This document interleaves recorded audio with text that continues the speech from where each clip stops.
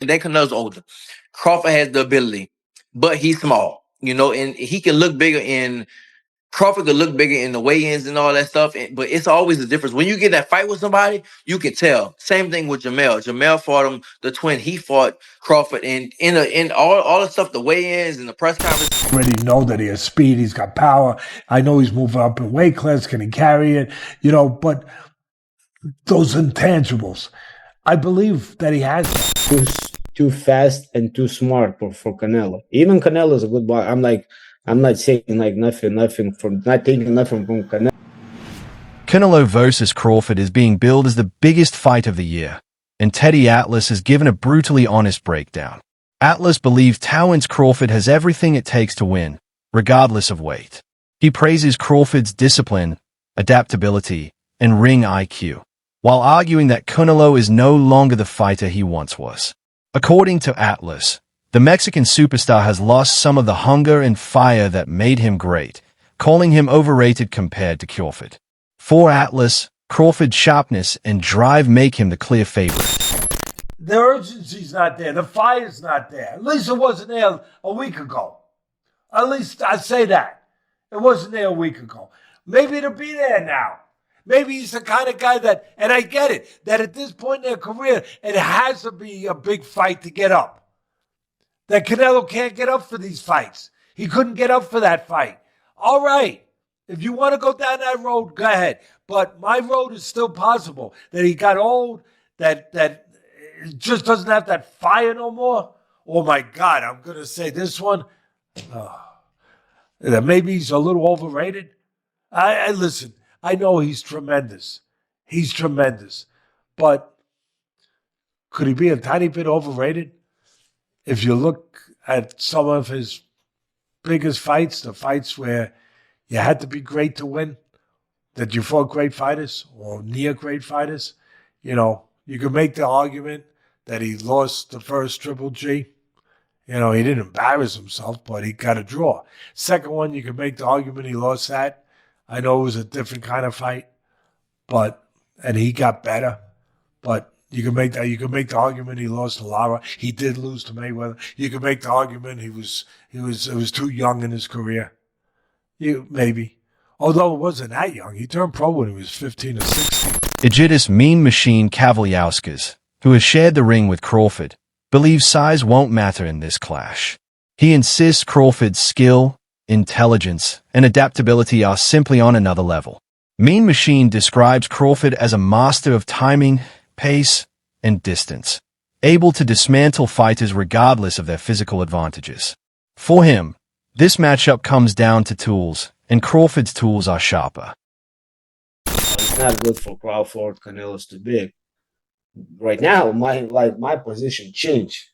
I think Crawford is too fast and too smart for Canelo. Even Canelo is a good boy. I'm not saying like nothing from not taking nothing from Canelo, but the way when you see oh, he's too big, when you see Usyk fights and what Usyk did to the big guys like Joshua and Fury, so the size of that doesn't matter. I think the skill level matters, and Crawford, he gained weight, but I think he's gonna be even faster, and his head was good in the ring. He's boxing IQ just on top. So I would say 50-50, but right now I'm kind of leaning more to Crawford. And that's just because of what you saw Usyk do? It's not I'm just giving an example, size doesn't matter in the boxing. When they say Canelo is big and he's fighting 175, 168, and Crawford just moving from 147, 154. So I'm just putting an example that size doesn't matter, and that the fighter makes the fight. I think it's just that I see that Crawford's training and that he's big too right now. So he gained weight, but not and lots of people gain weight that sloppy weight, I would say fat, but he gained he looked strong, massively strong. So I think it's gonna be a good one. How did Terence feel physically when you faced him? How is his strength? Because a lot of people do make the point that Canelo's just maybe too big, too powerful for Crawford. Crawford, I wouldn't say like his punches was like super strong, but his timing and accuracy is the what made it different. Mean Machine also draws a comparison to Canelo's 2013 fight against Floyd Mayweather. Back then, Canelo was less experienced and was schooled by Floyd's speed, defense, and ring generalship. He believes Crawford has the ability to replicate that same frustrating style with movement, precision, and counters. But he notes one key difference. Today, Canelo is far more seasoned, patient, and battle-tested than he was against Mayweather. Go hard, but they just throw, and he throws like his calculation for the punches and like timing and aiming to the right spots is just like on another level. Do you think that's going to be the thing that complicates the fight the most for Canelo?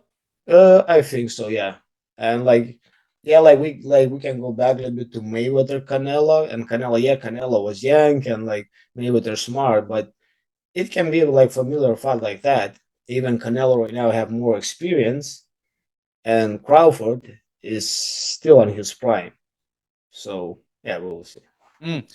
From just your experience, you knowing boxing, like how do you think the fight will play out? Do you think it'll be a slow fight? Do you think it'll be tactical? Like, do you think Crawford? I think it's gonna start a little bit slowly. They're gonna be careful with each other just to kind of like measure each other and see where they at. And like they're like that's what like they're like champs and they're like great ones. They just don't go like crazy like from the first round. Former world champion Regis Prograis offers a different view. He doubts Crawford's punches can hurt a granite-chin fighter like Canelo, who has absorbed shots from naturally bigger men without breaking. Still, Prograis admits Crawford's skills are world-class. His ability to switch stances, adjust strategies, and stay relentless makes him a dangerous opponent even for Canelo. So I think that Crawford has the ability to outbox Canelo. You got to look at it. And then Canelo's older. Crawford has the ability, but he's small, and he can look bigger in Crawford could look bigger in the weigh-ins and all that stuff, but it's always a difference. When you get in that fight with somebody, you can tell. Same thing with Jamel. Jamel fought him, the twin. He fought Crawford, and in all the stuff, the weigh-ins and the press conference, Jamel looked like the bigger man. His head, his neck, everything looked bigger. But when they got in the fight, you can tell. You can see who really was the bigger man. And I think that's the same thing. Crawford is putting on weight, but it's not weight like Canelo had the weight already. He doesn't have to put on muscle. He doesn't have to do that. He's already big like that. But I think that Crawford does have the style. He does have the style to beat him. If you look at the people that beat him or gave him troubles, Erislandy, Laura, Austin Trout, Floyd, and Bivol. They gave him trouble and stuff like that. And Skull moves around a little bit too. So I think that Crawford has that. But I don't know how Crawford is gonna respond when he gets hit. Same thing with Jamel. Jamel was undisputed at 154, and Canelo hit him and shit. Jamel was like, hell no. Jamel took a knee. So it's a big difference. And Crawford had that one fight at 154, and he didn't. Madrimov would touch him up a little bit. And this is nowhere close to Madrimov. You talk about Canelo. Now, if it was just another bigger guy, I would go with Crawford. But you talk about great. This might be. I mean, people might kill me for it, but not really. But this might be the best Mexican fighter ever. One of them, at least, right? Jose Vargas Jr., who has sparred with Crawford, echoes Prograis' skepticism. He admits Crawford is sharp and precise, but not heavy-handed enough to really trouble someone of Canelo's size. However, Vargas stresses that timing, accuracy, and consistency can weigh anyone down. He warns that while Crawford's shots may not knock Canelo out, they could still frustrate and outpoint him. It's gonna be done in camp. All we're doing is putting the final touches. I mean, I've been sparring Ron Ellis. I mean, this guy is a dog, bro. He's been getting me ready. I mean, he's been Canelo's sparring partner. Shout out to my guy Ron, man. He comes, tries to knock me out every single sparring. This guy fights at 68, big dude, goes southpaw, and hits hard. So I know he fought Benavidez. So he's a veteran. He's doing better in tactics in there where he's not letting me rest in the clinch. He's making me work every second of every round. And I got something for Callum. I got something for the whole boxing world. And I feel you're just as good as your preparation. And we've been doing the road work. We've been doing the mountain work. I've been recovering hard. I've been getting my rest. I haven't been drinking no dark sodas, bro. I'm feeling like Tyson Fury right now, bro. Like, Mickey Bay takes a controversial stance, accusing Canelo of cherry-picking this fight. Bay claims Alvarez prefers facing opponents at the right time and sees Crawford, moving up in weight, as favorable physically. Critics echo this view, saying the fight benefits Canelo's size advantage. Still, Bay warns that Crawford's intelligence and adaptability could flip the script, regardless of weight. That size comparison type of a thing to make it seem like it's not a type of cherry pick that he has to go up into this battle. Oh, he a lot bigger. See, people looking at height. Height don't got nothing to do with weight and where you been fighting at. Like, Terence put his weight on, so it's a difference. Now, Canelo's a lot bigger, like, hands down. Like, just mass, as far as mass. He naturally that thick. You know, he got to come down. Terence, just because your weight is up there, that don't mean that.